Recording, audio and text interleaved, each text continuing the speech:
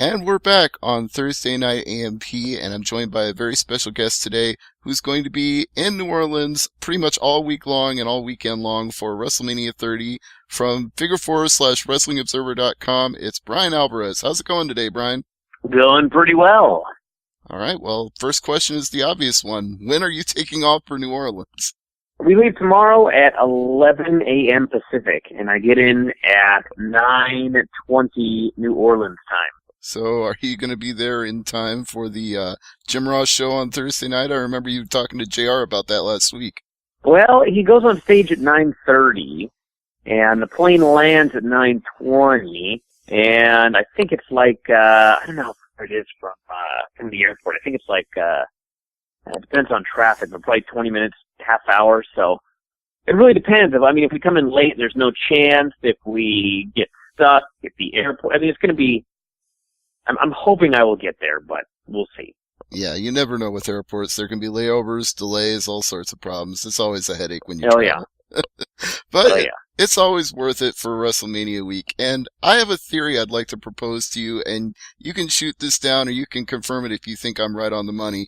But it seems to me like WrestleMania week this year is a bigger deal, and I attribute it to being bigger than WrestleMania 29 to the WWE network, because it seems like between every show, they're airing vignettes promoting WrestleMania, and then they've got the live press conference streaming, and they've got the Hall of Fame streaming and the red carpet and all this other stuff they're doing. It feels bigger this year. I think so. The network's a big deal, and I don't know how many people are watching the network. I don't know how many people are going to sign up, but Vince did do an interview the other day in the New York Times, and he was predicting that they would soon reach 1 million, which to me means they haven't hit 1 million yet. So I don't know what that means as far as the actual number. I'd heard some numbers that actually were in excess of 1 million as far as like how many people tried it out the first week. But we were also told there weren't a lot of cancellations, and so I don't really know what to think. My guess is that since it came from Vince, most likely they're under 1 million. I would think probably, 600,000 right now. But for all those people that are watching the network, you are being bombarded with it. I think it feels big. It feels like a big event, at least among like wrestling fans. I don't know how big it feels to anyone outside of wrestling. I think it's probably just like any other Mania. But I think among the actual wrestling Raw audience, I think this is probably much bigger than last year. One of the reasons I've heard people say it doesn't feel as big in the mainstream, like newspapers, television, and such, is there doesn't seem to be a celebrity hook. There's no like Maria Menounos or Arnold Schwarzenegger that's going to be at WrestleMania. Do you think that's true? Well, they can always announce it. I think that it's like a WWE. They're going to be doing like live programming on the network, some WrestleMania preview shows all week, and they're also going to be doing some cut-ins from Access and that sort of thing. And I'm pretty confident that there are going to be some announcements made in the next couple of days. Probably going to announce some celebrities. Probably don't even be surprised if they like had some sort of stipulation to the Triple H Daniel Bryan match. Something like add no DQ or something like that. I think there's going to be some stuff added. I don't really know what, but I think we'll get some celebrity announcements. I think somebody had mentioned that there was talk that the group that does the Wyatt theme is going to be performing live, and I had heard that. But I don't think that's been confirmed. So, like I said, I think there are some announcements coming, and I guess we'll see what those are. Yeah, I think actually on the Mark Crozier and the Rels page on Facebook, somebody actually said they were going to be there, and then had to delete that because I think one of them announced it and then deleted it. Yeah, but they let the cat out of the bag too early because WWE wanted to break that news before they did. Yeah. That kind of thing happens this year because everybody gets excited about it. And, hey, it's good that those guys are actually fans of wrestling, that they didn't just give Bray Wyatt and the Wyatt family this song, but that they're actually that excited about it. Oh, yeah. It's not just WrestleMania, though. People tend to forget and think that it's only WWE going on all weekend long, but there's so much stuff. There's the WrestleCon, there's WWN Live, there's Ring of Honor. How much of that are you going to try to do this year? Well, it's looking like, I mean, hopefully I'll get to the Jim Ross deal, but that's not 100%. But once Friday comes, I've got everything pretty much, I have pretty much everything in the bag. I'll be doing Ring of Honor on Friday night, and obviously all of the Empire-related stuff. We've got a dinner, we've got a brunch, so I'm going to be doing that. Ring of Honor, like I said, on Friday night. Saturday, probably I'm going to try and do an Access and one of the WWN live shows. I think we're actually in the WWN live hotel, if I recall correctly. Oh. I could be wrong. But I'm going to do that, Access, Hall of Fame. Sunday, obviously, is the New Orleans Walking Tour and WrestleMania. And then Monday, hopefully, we get to go see Kenneth Nita. And then I'm going to Raw in the evening, and then I'm out of there. So I'm going to do as much as I can. The stuff I have tickets for, actually, I'm not going to get on my Ticketmaster rant right here. I'm supposed to have tickets for Ring of Honor. We'll see what happens. Ticketmaster's making this very difficult, but I am going to go to that show. I have tickets for Hall of Fame. I have tickets for Mania, and I believe I have tickets for Raw as well. So those are all 100%. So if you're doing WWN live on Saturday, I assume you're not doing the Saturday afternoon Ring of Honor show then? Probably not.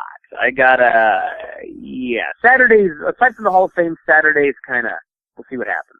Right. But Friday night is the bigger show for Ring of Honor anyway, because that's the super card of honor, and they've been building this up for a long time now, and it's eerily reminiscent of WWE in some ways, that they've got a real champion and an uncrowned champion who says he never lost the title. So it feels like history repeating itself, but to be honest with you, I like Ring of Honor's version of it better with Jay Briscoe and Adam Cole. Well, they've done a better job because they didn't build it up in 3 weeks and then blow it off. That's certainly true. They've kept this one on simmer for a long time, and it feels like it's getting hot at just the right time. I'm pretty excited for the show. I mean, I've been watching all the television. I think they've done a great job with the storyline. You know, the ROH shows over Mania weekend always end up being good. So yeah, I'm looking forward to that show.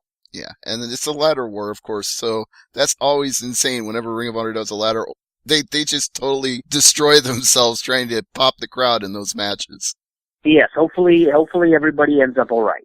Yeah, you don't want to see anybody taken out on a stretcher, but I've witnessed. I don't think we'll see that. They've toned it down a lot, and it's not like they can't have a good match without killing themselves. Of course they can. So hopefully we have a couple of big spots and just like a great wrestling match with some ladder spots thrown in, which actually is exactly like how the most famous ladder match of all time was constructed with Shawn and Scott Hall. And speaking of which, Scott Hall is going into the Hall of Fame this weekend, but he's going in as Razor Ramon. So there's a lot of conspiracy theories out there on the internet that he's going to be inducted twice, once as Hall and once as Ramon. What do you think?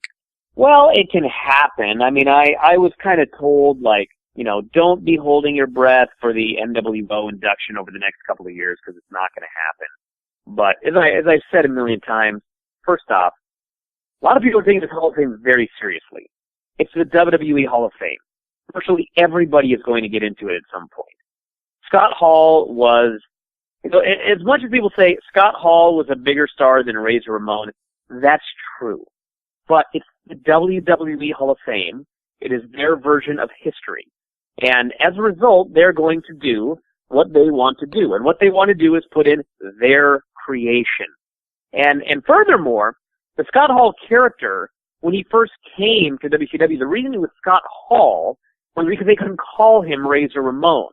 The character was supposed to be Razor Ramon. That was the character from day one. Razor Ramon went to WCW. Right. And Diesel went to WCW. Right, and he said things like, you know who I am and you know why I'm here. Exactly.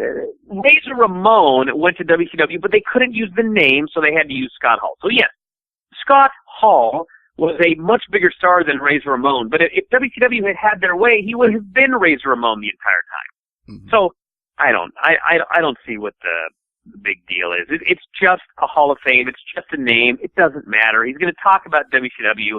Everybody knows who he is. Let's all get over it. Yeah, I agree. There's no reason to make that much of a fuss about it. And quite honestly, if they really are going to do it, like you said, one, it won't be for a few years, and two, it's not like there isn't precedent because Ric Flair, the Four Horsemen, if you got the right people, they could go in twice, but you can't do it back-to-back years. No. And it's not going to happen anyway.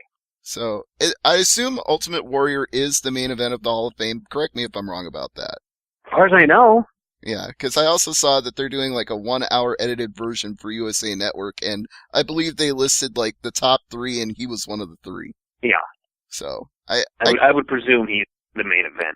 Right. Miss J and I have actually been debating about that a little bit because she's like, who do you put on TV if you've only got an hour? Because you've got the posthumous induction of Paul Bearer, you've got Scott Hall, you've got Lita, you've got Jake the Snake Roberts. It seems like they've really loaded up this class to the point where it's like, how could you possibly squeeze highlights down to an hour? Well, they're not going to. They want you to get the network.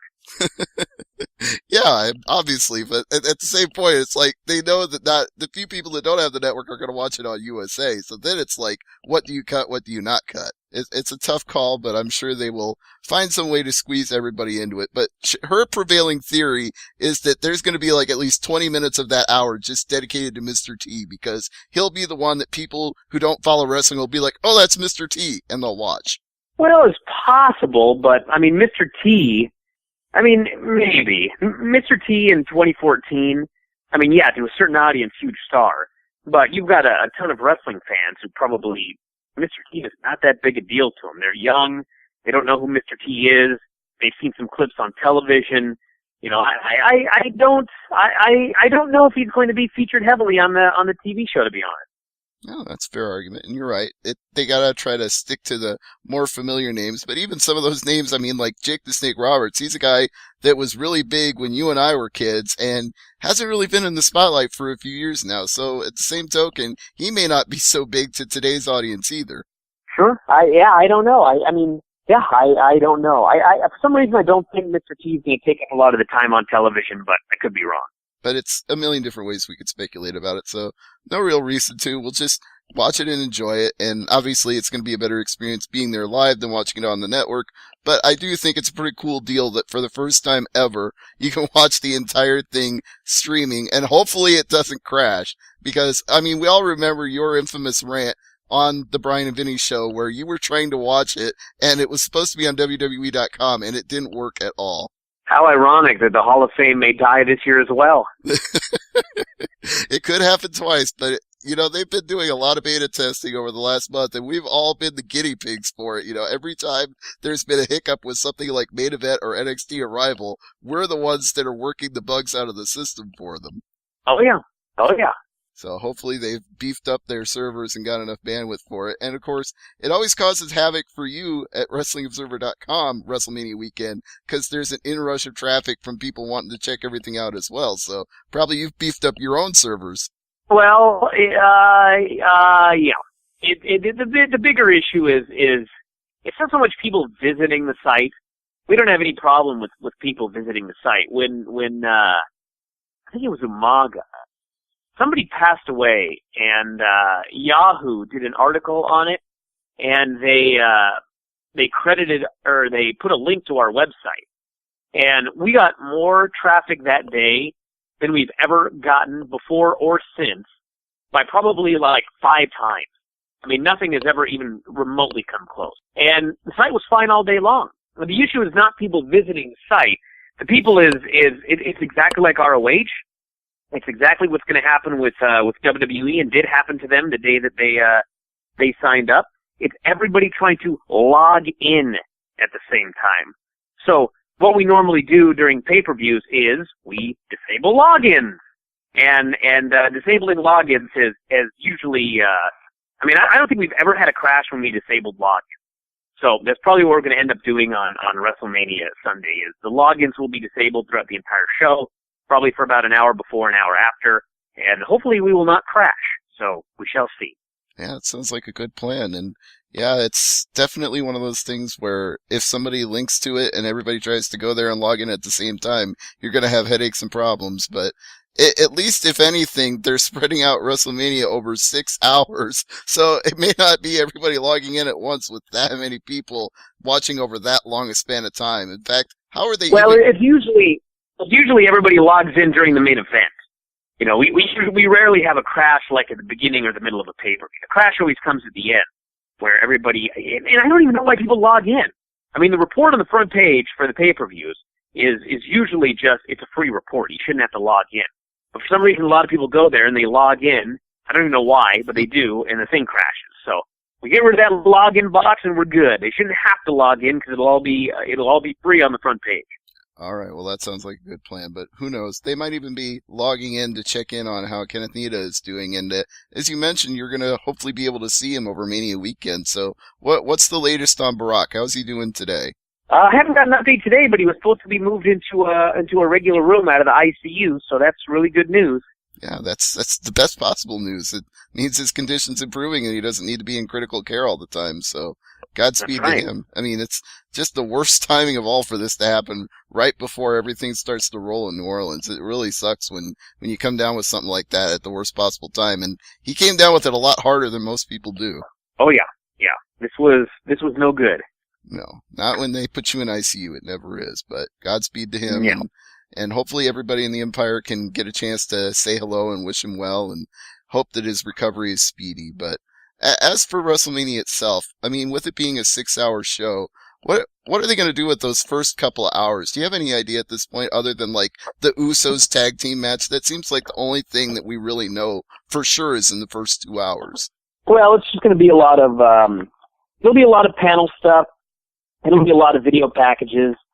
You are going to have the one pre-show match. I think that, I don't know. I don't know what we're doing other than that. I know they did it last year, and apparently I didn't see it last year, but Bix was there and he said that, yeah, they had might have been an hour, but they had a pre-show and apparently it was good. So he said, yeah, they just showed a lot of stuff and a lot of replays, and, you know, people are going to be filing in anyway. So I don't see people showing up 2 hours early at the building just to watch this pre-show. Maybe they will, but I don't see that happening. Yeah, well, I think one of the rumors I saw, and it was probably somewhere else, I don't think it was on the Observer, but that NXT talent might actually get some matches on the pre-show just as a way to fill time. And I could see some people coming early if they think they're going to see a couple of NXT matches. It's possible. I mean, there was talk about having an NXT match on the show, but that was a while back, and it looks like that's not going to happen. But yeah, they could do that, or there's a lot of different options. Hopefully they announce it and they just don't start putting matches on, and people are showing up and upset that they showed up late. It would be nice to know what they're doing, and then, like you said, people who want to see it won't skip it. They'll know that it's actually taking place. But it seems like even with a few days to go, there are a lot of things in flux right now. Like, I still don't understand quite exactly how this Vicky Guerrero Battle Royal is going to work with, like, 14 divas in the ring at once. And I heard it's supposed to be one pinfall, but it still doesn't even make any sense. Where have you been, Stevie? It's been a lot going on. This has been the big story of the weekend. Big story of the weekend. What are the rules going to be? And then finally she announces it's a one-fall match. Yeah, like I said, that's what I'd heard, but I didn't know for a fact because I wasn't home on Friday night. I didn't see SmackDown. I was in Oklahoma City all weekend. It's just, you know, a lot of the stuff is like just now becoming clear to me watching the network. Yes, it is a one-fall match, all the women in at the same time, and it will suck. That's my prediction. Yeah, I don't see how that could be any good. Although some of my friends on this show were speculating, like, if they really wanted it to be over the top, send out the NXT divas and have them be in the ring, and send out Sarah Del Rey and have them be in the ring, and have it be like 20 women. They could do it. Yeah, they certainly could. And there's time. Yeah, and wouldn't that be an interesting way to pop the crowd if you, like, had Charlotte in the match and Ric Flair came out to be there at ringside? They would really get into that. Yeah. What do you think is the biggest match on the WrestleMania card? You know, from top to bottom, what's the one that strikes you as drawing the most? Is it the triple threat that we presume Daniel Bryan's going to be in? Is it the Undertaker-Brock match? What seems big to you right now? The Bryan stuff. I think that they've done an awesome job with Bryan and Triple H. I think that is the match that most people are looking forward to. And it's kind of funny because it's, I don't know, Bryan pinning Triple H is going to be like so big that I almost see the three-way and the title win being a letdown. And I know that kind of probably sounds weird, but I mean, we've seen it a million times in wrestling. When you've got a guy and he comes out twice on one show, it's never as big the second time. And especially when you're doing something that's going to be this big, him finally getting his big win over Triple H. I mean, there may be some creative stuff having to be put together to make this work. Because him winning and then coming out and them just doing a wrestling match, I don't know. Especially after a 6-hour show, we might be. I can see people leaving and being kind of disappointed, even if he wins the title. Like, man, I expected it to be bigger. I don't know if he should expect that. The Triple H Bryan thing is going to be really, really big, and then you're going to have to follow that. So I don't know if maybe they do something weird where Bryan wins and Hunter lays him out and injures him, and they tease that he's not coming out at all, and he doesn't come out, and they do a Batista-Randy Orton singles match, and the crowd just completely turns on it. They're all infuriated, and then finally you hit that Daniel Bryan music, they go absolutely nuts, he comes out and wins the match in a minute. Maybe that's the best way to go. So I guess we'll see. We will see on Sunday, and I don't like to normally give Triple H credit for a lot of things because the character annoys me, but I have to admit that in this case, the character annoying me is the best thing possible because he's really turned up the douchebag heel in the last couple of weeks with, I'm going to end the Yes Movement, I'm going to bury Daniel Bryan, I have the power to do it. He's making the little insider remarks on top of everything else. It seems like he really has made this a big deal match. Oh yeah, he's done an awesome job. Awesome job. And some of that comes across to me as he's also taking little veiled pot shots at CM Punk in the process. Like, this could have been your spot, buddy. This is where you could have been. Oh yeah, I guarantee it. he's and it could have been, well, in some ways, Punk's spot. But yeah, Hunter has proven that my match is the biggest match on WrestleMania. So too bad for you. Yep, too bad, I guess. But there's still people out there that believe. In fact, Stone Cold Steve Austin on his own podcast said he believes CM Punk will be at WrestleMania. I'm not buying that theory right now. He ain't gonna be at WrestleMania. No, he ain't gonna be at WrestleMania. If he was gonna be, he would have been at the Raw in Chicago. He would have said, "I'm taking some time off. You'll see me at Mania." And the fact that he didn't come out there told me everything I needed to know. He's not gonna be there. Do you think there's any possibility he comes back to wrestling at this point, or is he just done, period? I don't think he's coming back, but everyone else thinks I'm nuts, so probably am, but I don't think he's coming back. Yeah, I mean, why would you walk out on a WrestleMania payday and then come back for smaller returns and lesser fame and fortune later on? I don't see the logic. Yeah, I think he's done. And I don't think we're ever going to find out why he's done either. It seems to be that he's closed the circle around him, and very few people are able to talk to him. And maybe AJ Lee is the one and only person who actually knows, and she's not talking. It'll come out someday, but I think it's going to be a while. It's definitely not going to happen anytime soon. So I know we got to let you go in a minute here, Brian. You got a lot of things going on, and you got to get ready to hit the road to WrestleMania 30. But anything that you want to announce, like Empire get-togethers, you said there's a big schedule of things going on, the haunted house on Sunday, the dinner, all that stuff. I want to let you get out those plugs now. Well, you're asking the wrong guy, to be honest with you. Well, I should be asking Ed. I should be asking Ed this question. If you go to Facebook and put in F4W, you will find the F4W Wrestling Observer WrestleMania 30 meetup and info page. That's what it says. And it's everything you need to know about the weekend, where we're going to be. Should answer all of your questions. We got 124 people going and 8 maybes so far that have confirmed here. And so, if you want more, you can email Ed, F4WFan, at hotmail.com. And, of course, I'll be doing all sorts of coverage at WrestlingObserver.com the entire week as well. So, check out Facebook, check out WrestlingObserver.com, and those are the best places to go. And I'm sure there will also be updates on Twitter, so they can follow you on social media as well. That's right. At Bryan Alvarez is the place to go. All of this, by the way, once again, is up at WrestlingObserver.com.